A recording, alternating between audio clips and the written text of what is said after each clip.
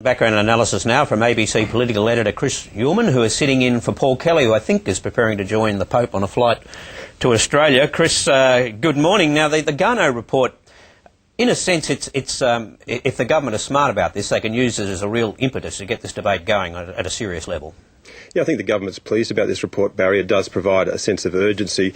They're very pleased indeed that it sets out the costs of inaction, and we'll hear that over and over again, that the costs of inaction are far greater than the costs of action. And there is an opportunity for the government now. The government can frame this debate. You have to say it hasn't done a very good job of doing that so far, and at some point it's going to have to level with the Australian people and start speaking English rather than through a thicket of words that no one can understand, because at the moment the government is deliberately hiding what this might mean to average Australians, and of course because it runs counter to what they were saying last year about doing something about living standards. So they've talked themselves into a corner there, but what this does do for them is it provides them an opportunity to talk the opposition into the 20th century. If they get this right, they can set themselves up for a long run in government as the only party which is capable of dealing with the issues that people think are big.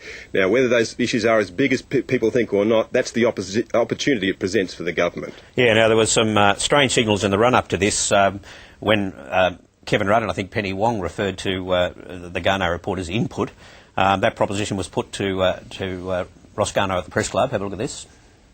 I'm just one input into the Prime Minister's thinking, and he's just one input into mine. They don't like some things, they don't have to accept them, and that leaves us free to say what we think is best. And that's true. People are free to take out of it what they will, and the opposition, of course, saw an opportunity here, and they want petrol excluded. They do, and the opposition can actually build a fairly credible position for itself. It doesn't have to oppose emissions trading. All it has to say to the government is that we should hasten slowly.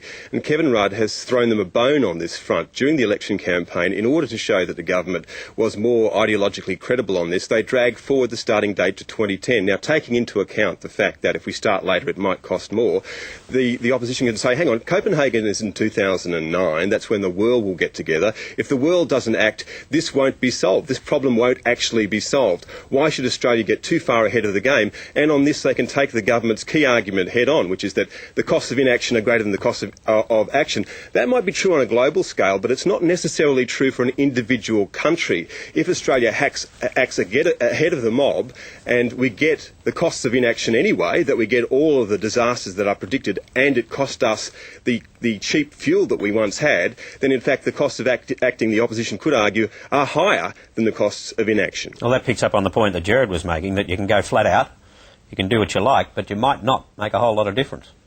And it is important to remember that this is a global problem that needs a global solution. And Barry, can I say at the start of what's going to be a very long debate, no, this debate's been running for a long time, as a former seminarian, one of the things that strikes me most strongly about this debate is its theological nature. And that's essentially that we have sinned against the environment, that we are now being punished, and the only way that we can escape that punishment is to wear a hair shirt for the rest of our lives and hope that in the next life, that in our children's lives and our children's children's lives, that things will get better. Now, I am willing to sign up for that, but this is a very long caravan and there are a lot of lunatics that are attached to the end of it. I do not believe every proposition that's being put. When the weather department can tell me what the weather's going to be like next Friday with any certainty, and Treasury can get within $1 million of what the surplus is going to be next year, I'll believe an economic model that marries those two things and casts them out over 100 years. I'll make one prediction, that whatever number Garnaut puts on where we'll be in 2100, it will be at least $1 trillion either way wrong. Chris, you'll be delighted to know that it's snowing in Rotorua, and that rarely happens. I think that supports your principle. Very unique perspective there. Well, I think Chris should be on the plane with the